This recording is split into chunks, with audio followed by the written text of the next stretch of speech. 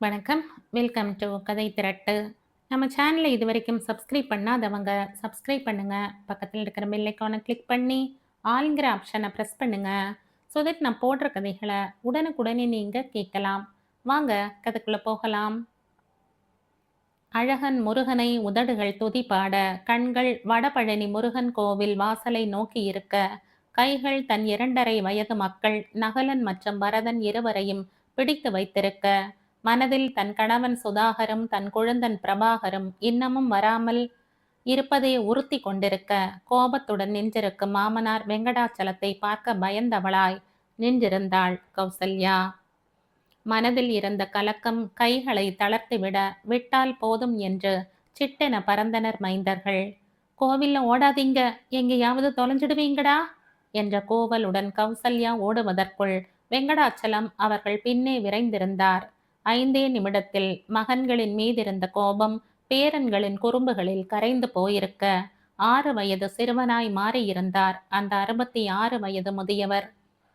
மகன்களின் மீது வைத்திருக்கும் கரடு முரடு பாசத்தை மீறி தன் மீது அவர் வைத்திருக்கும் சுவைமிக்க பாசத்தை நுகர்ந்த மருமகளும் முருகனின் அழகை அந்த மூவரிடமும் கண்டு மகிழ்ந்திருந்தாள். அந்த நேரம் மாயோன் முருகன் தன் தங்கத்தேர் உலாவுக்கு தயாராக ஆலயம் முழுவதும் மணியின் ஓசை ரம்யமாய் நிரம்பி இருந்தது. அதில் கௌசல்யாவின் கவனம் கலைய, அப்பா, தேர் வெளியே வருது வாங்க என்ற மாமனாரை அழைத்தவாறே முருகனிடம் திரும்பினாள் அவள். இன்னும் இந்த தடியனுங்க 2 பேரையும் காணமேம்மா. 6 மணிக்கு இங்க இருக்கணும்னு படிச்சு படிச்சு சொன்னேன்.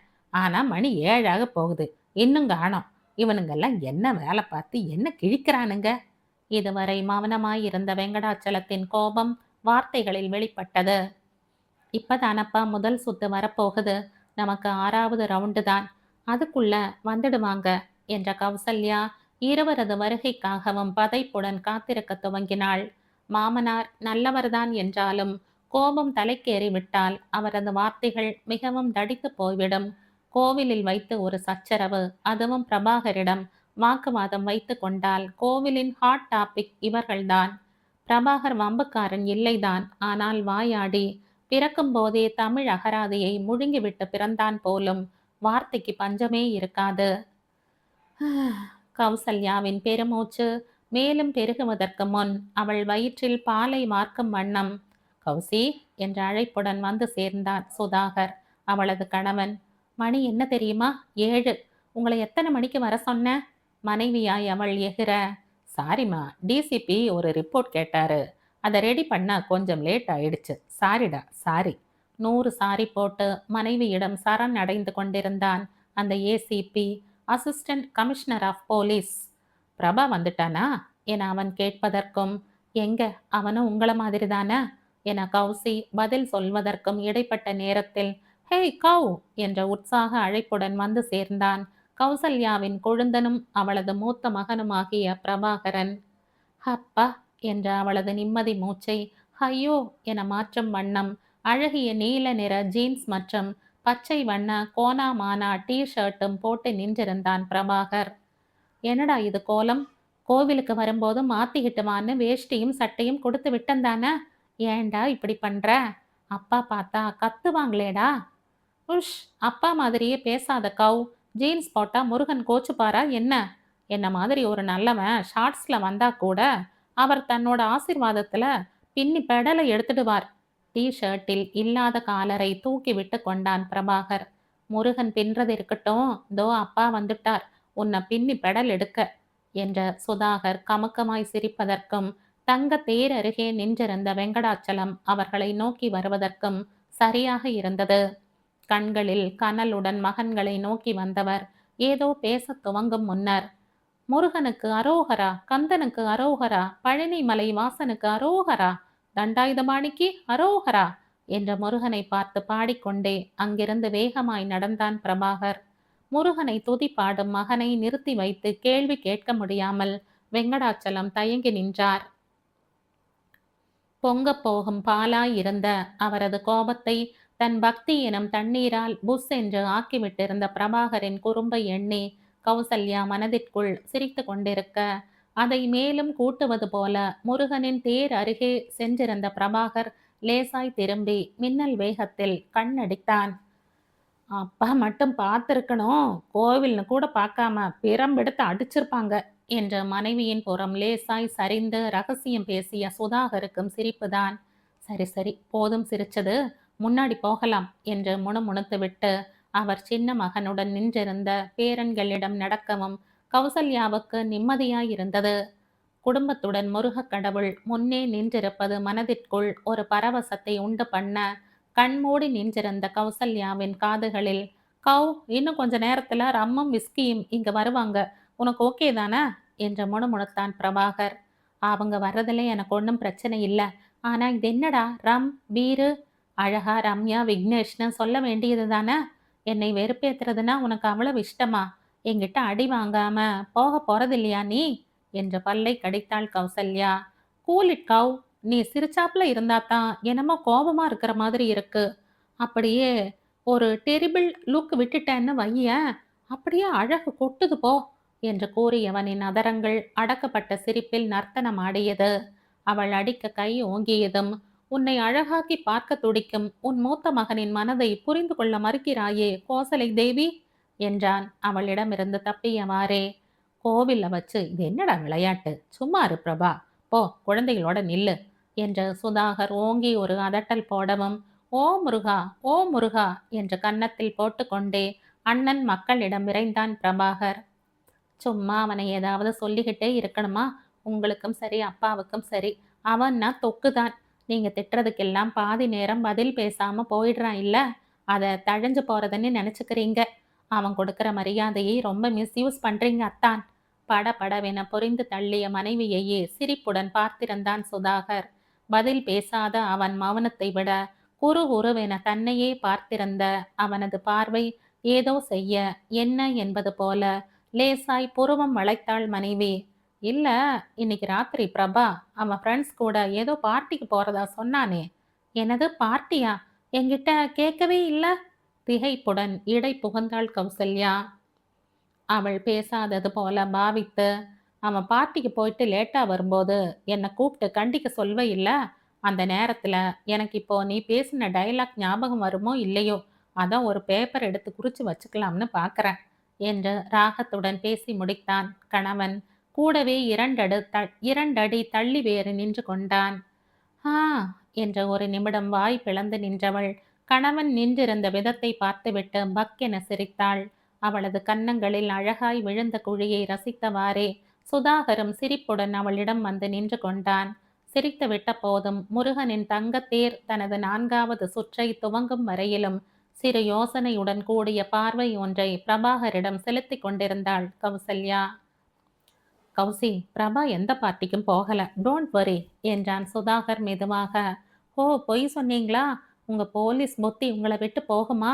பாவம் பிள்ளை, ஒரு நிமிஷம் என்னடா என்கிட்ட பெர்மிஷன் வாங்காம எப்படி பார்ட்டிக்கு போறதா உங்ககிட்ட சொன்னான்னு அவனை தப்பா நினைச்சிட்டேன் என்ற போது கௌசல்யாவின் குரலில் அப்படி ஒரு பெருமிதம். ஏனென்றால் அவனை வளர்த்தவளே அவள் அல்லவோ. அம்மா பிள்ளை, அப்பா பிள்ளை, அண்ணன் பிள்ளை, அக்கா பிள்ளை என்ற வளர்வோர் மத்தியில் அண்ணி பிள்ளையாக வளர்ந்தவன் பிரபாகர். அதுவும் சிறு வயது தொட்டே தான் வளர்த்த பிள்ளை தன்னை உதாசீனப்படுத்தவில்லை என்பது மனதை வருட நின்றிருந்த கௌசல்யாவை ஹெட்மிஸ் கெட்டப்பில் ஒரு ஸ்ட்ரிக்ட் ஆபீசர் போல் கற்பனை செய்கிறீர்களா? தப்பு தப்பு தப்பு. இதே கௌசல்யா பிரபா 2 வாரத்துக்கு ஒரு முறை பார்ட்டிக்கு ஊர் சுற்ற செல்கிறேன் என்று அவனிடம் வந்து நிற்கவில்லை என்றால், என்ன பிரபா இது, வீட்டுக்குள்ளேயே சுத்தி சுத்தி வர, உன் ஃப்ரெண்ட்ஸ் கூட எங்கேயும் போகலையா? இந்த வயசுல தாண்டா நல்லா ஊர் சுத்தி பார்க்க முடியும். இந்த வார கடைசியில படத்துக்காவது போயிட்டு வாயேன். ரம்யா, விக்னேஷ், நரேன் எல்லோருமா போங்களேன் என அவனை அனுப்பி வைக்கும் ரகமேதான்.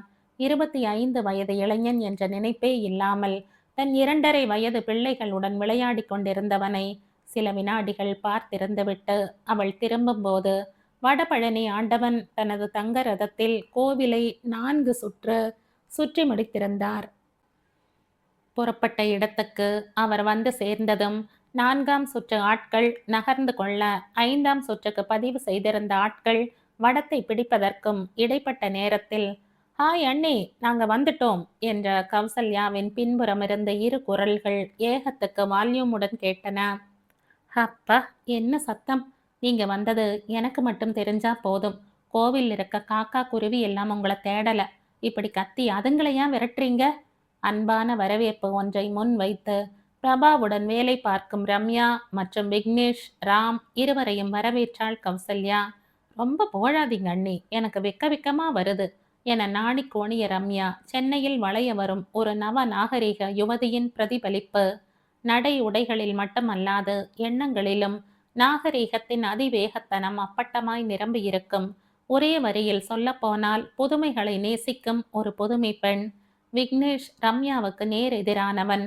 பெண்கள் லெகிங்ஸ் போட்டாலே முகம் இஷ்டத்துக்கு அஷ்டகோணலாகும்.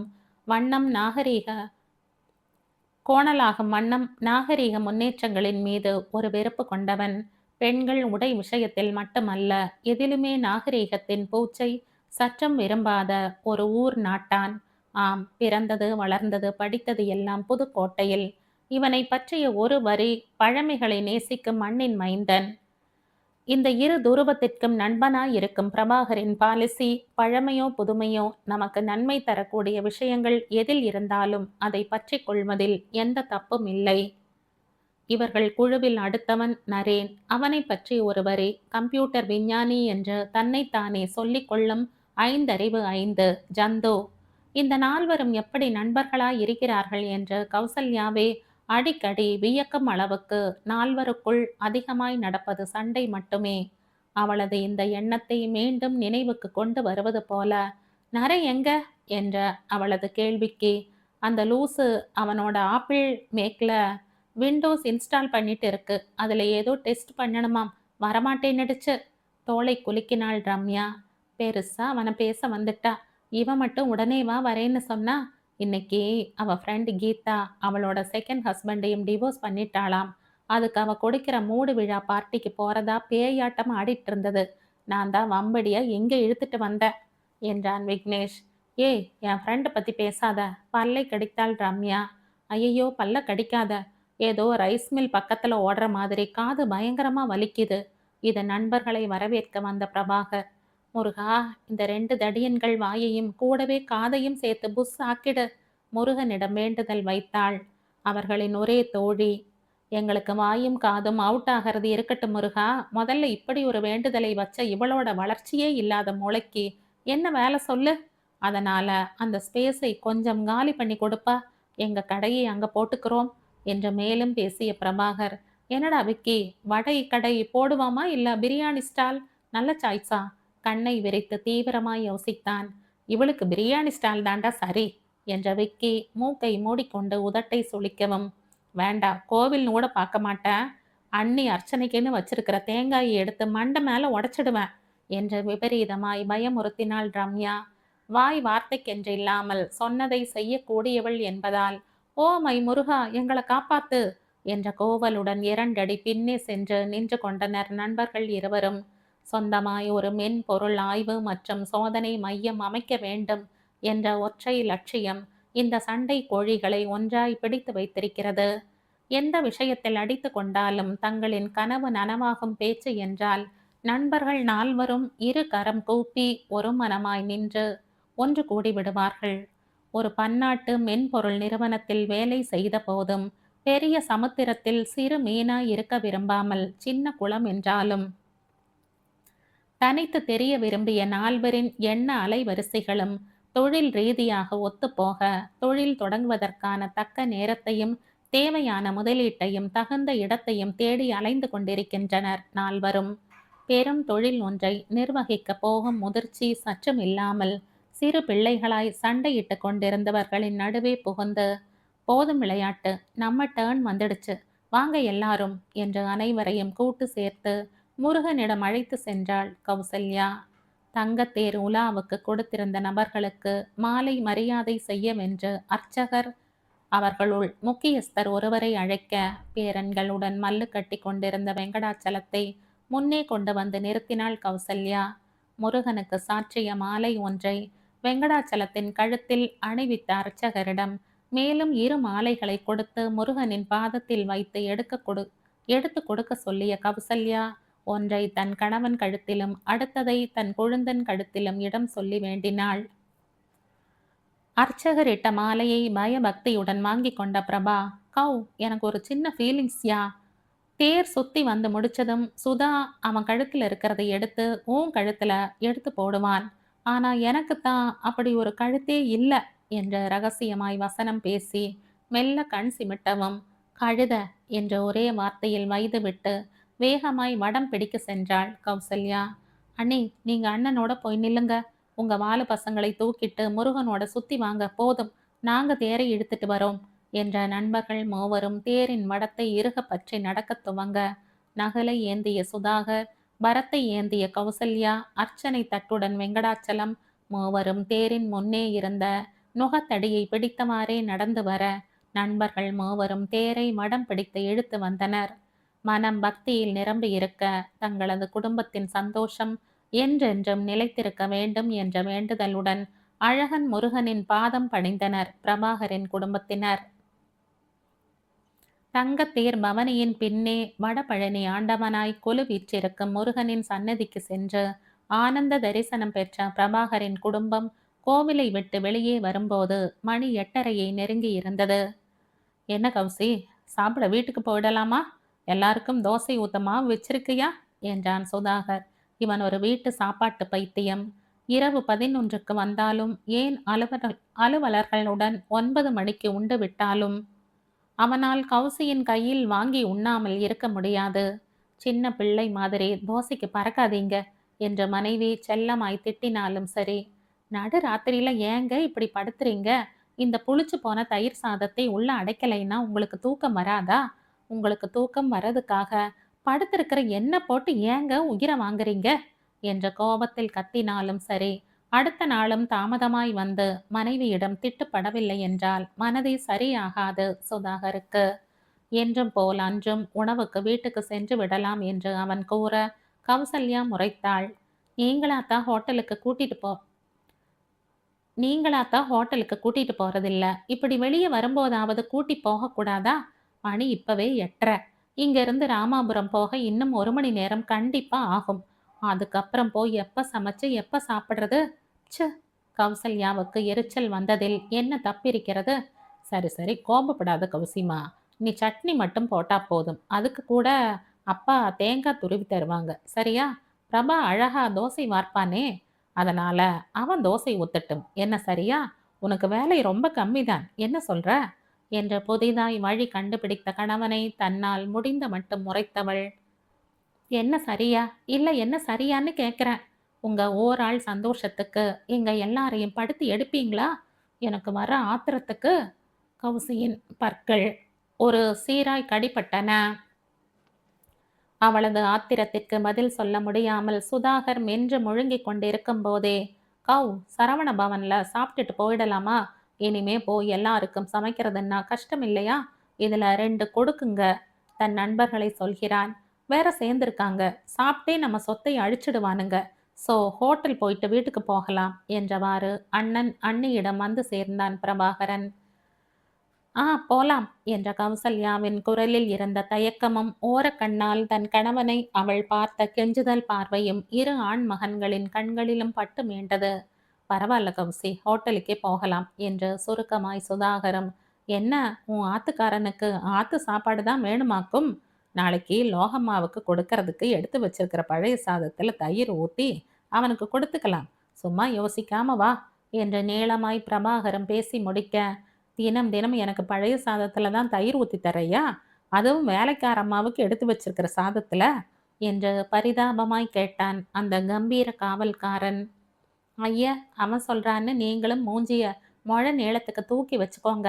எந்த வேலைக்காரி பழைய சாதம் வாங்கிக்கிறா என்றவள், தினமும் உங்களுக்குன்னு சூடா சாதம் வச்சு அதில் தாங்க தயிர் ஊற்றி தரேன், நம்புங்க சுதாப்பா என்றாள் சிறு பிள்ளைக்கு சொல்லும் குரலில்.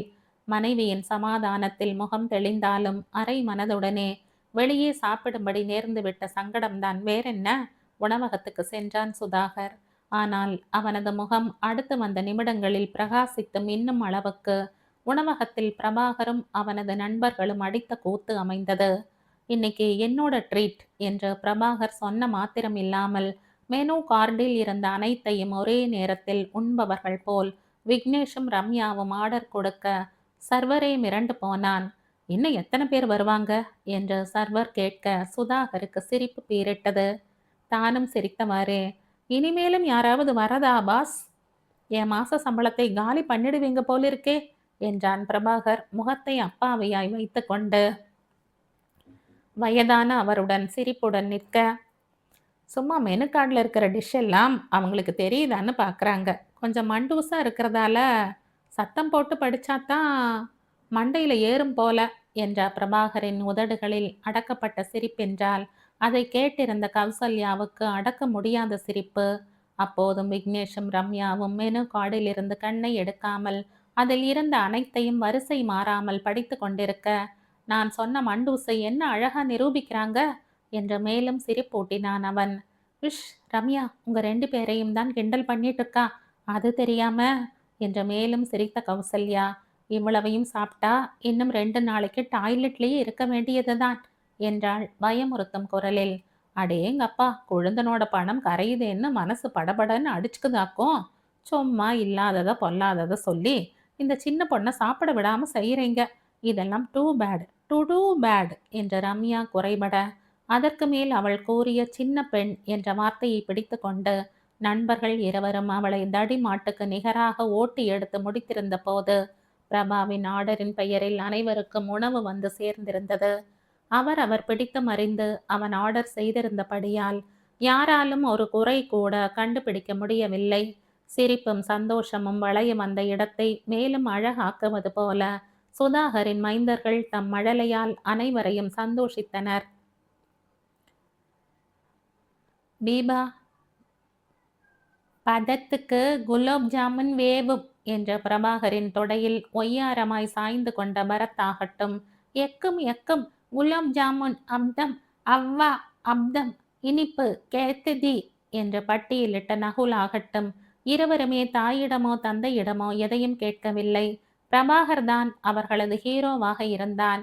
பீப்பா பீப்பா என்ற அவர்களது அழைப்பு பிரபாகரை கேலிக்கு உள்ளாக்கினாலும் அதை பற்றியெல்லாம் அவன் கவலைப்படுவதாகவே தெரியவில்லை சுதாகருக்கு. குலாப் ஜாமுன் தானே, கண்டிப்பா வாங்கித்தர்றேன். ஆனா தட்டில் இருக்கிற பூரியை ஒழுங்கா சாப்பிடணும், ஓகே? தட்டில் பூரி காலியானதும் குலாப் ஜாமுன் ஷூக் பறந்து வரும் என்று கைகளால் ஏரோப்ளேன் ஓட்டி அவர்களை அழகாய் உண்ண வைத்தான். அதே போல் தந்தையிடமும் அவனது கவனம் படிந்து மீண்டதை பார்க்க சுதாகருக்கு சுவாரஸ்யமாய் இருந்தது.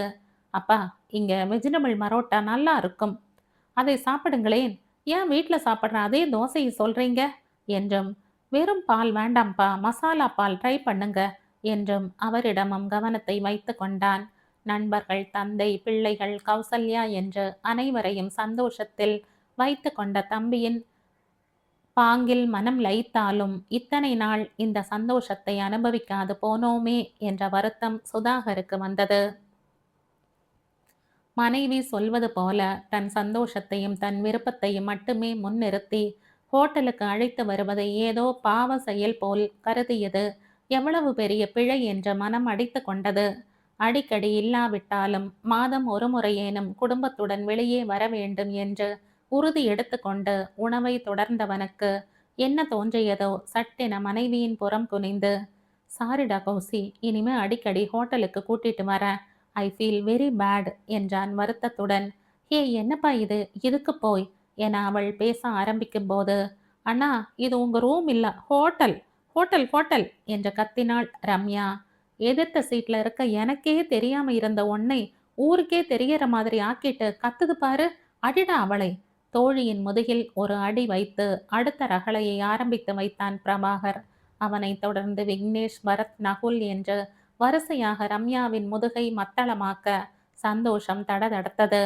ஒரு வழியாக உணவை முடித்து கொண்டு வீடு வந்து சேர்ந்த போது மணி 10:30 தாண்டி இருந்தது. வழியிலேயே உறங்கிவிட்ட சிறுவர்கள் இருவரையும் வெங்கடாச்சலம் தன் அறைக்குள் படுக்க வைத்து கொள்ள கௌசி அடுக்களையின் பக்கம் திரும்பினாள். அடுத்த 5வது நிமிடம் குழைய பிசைந்த தயிர் சாதத்தை ஒரு கிண்ணத்தில் எடுத்து கொண்டு வந்த மனைவியை அப்படியே கட்டிக்கொள்ள வேண்டும் போல் தோன்றியது சுதாகருக்கு. ஆனால் அதை செய்ய முடியாமல் அவனது தம்பி அப்பன் சட்டமாய் உணவு மேஜையில் அமர்ந்திருந்தானே. வெறுமே தேங்க்ஸ்டா கௌசியுடன் உணவை வாங்கி கொண்டவன் உள்ளுக்குள் தம்பியை திட்டிக் கொண்டே உண்டதாலோ என்னவோ உணவு வேகமாய் உள்ளே சென்றுவிட படுக்கை அறைக்குள் மறைந்தான். அடுக்களையில் இருந்த சிறு வேலைகளை முடித்து கொண்டு ஒரு கொட்டாவியுடன் கௌசல்யாவும் தன் அறை பக்கம் நகர்ந்தபோது பரத்தின் விளையாட்டு சாமான் ஒன்றை கையில் வைத்துக்கொண்டு அதில் மும்முரமாயிருந்த பிரபாகர் அவளது கண்களில் பட்டான்.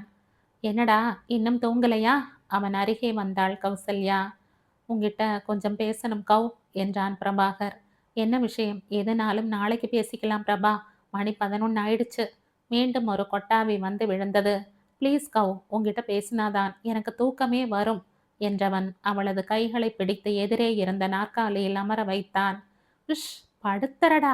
சலிப்புடன் அமர்ந்தவள், விஷயத்தை சீக்கிரம் சொல்லு என்றாள். நாளைக்கு காலையில இசைச்சாரல் எஃப்எம்ல வாய்ஸ் டெஸ்ட்டுக்கு கூப்பிட்டு இருக்காங்க. அதுக்கு போறதுக்கு உங்ககிட்ட பெர்மிஷன் வேணும். நேரடியாய் விஷயத்துக்கு வந்து விட்டான் பிரபாகர். எதிலுமே சுற்றி வளைக்கும் பழக்கமே கிடையாது.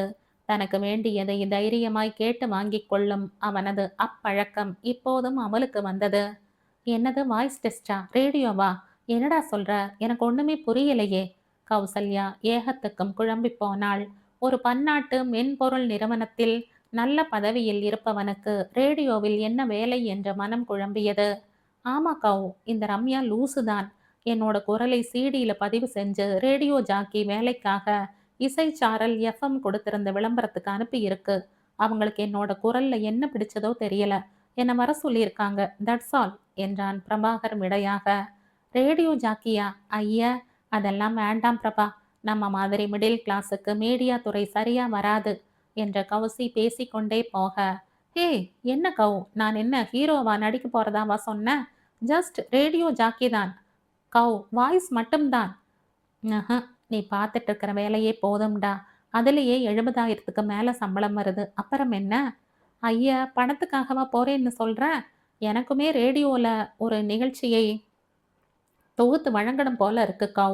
ஒரு ஹாபி மாதிரின்னு வச்சுக்கோயேன். ப்ளீஸ் கௌ. ரேடியோவில் பேசுறது ஒரு ஹாபியா? போடா, நீயும் உன் ஹாபியும். அப்பா கேட்டா 8 நாளுக்கு கத்துவாங்க என்று நிதானமாய் மறுத்தாள் கௌசல்யா. என்ன கௌ, நீயே இப்படி சொன்னா எப்படி? பிரபாகரின் கெஞ்சலுக்கு பதிலாய் கௌசல்யாவின் முகம் கொஞ்சம் கூட இளகவில்லை. நீ ஓகே சொல்லணுங்கிறதுக்காக முருகனோட தேரை எவ்வளவு கஷ்டப்பட்டு இழுத்தம் தெரியுமா? அரோகரா எல்லாம் அழகா போட்ட. அது கூட உன் மனசு இழக்கலையா? சரி, அதை விடு. உன் வேலையை குறைக்கிறதுக்காக ஹோட்டல் கூட்டி போனேனே, அதை கொஞ்சம் நினைச்சு பாரு கௌ. ச்சே, என்ன கௌ இது? அப்புறம் சரவண பவன்ல உனக்கு பிடிச்ச பாசந்தி வாங்கி தந்தனே, அதுக்காகவாவது ஓகே சொல்லக்கூடாதா? சரி, பாசந்தி வேண்டாம். அந்த ரொமாலி ரொட்டியும் நவரத்தின குருமாவும் கூடவா நினைவுக்கு வரலை? ஓகே ஓகே, நார்த் இந்தியன் டிஷ்ஷுங்கிறதால மறந்துட்ட போல. ஆ, நம்ம ஊர் மசால் தோசையை நினைச்சு பாரேன். சரி, அதெல்லாம் திடமான உணவு, அதை விட்டுடுவோம். கடைசியா குடிச்சியே மாதுளை ஜூஸ், அதோட டேஸ்ட்டை அப்படியே ரீவைண்ட் பண்ணி எடுத்துட்டு வாயேன். உடனே சரி சொல்லிடுவ.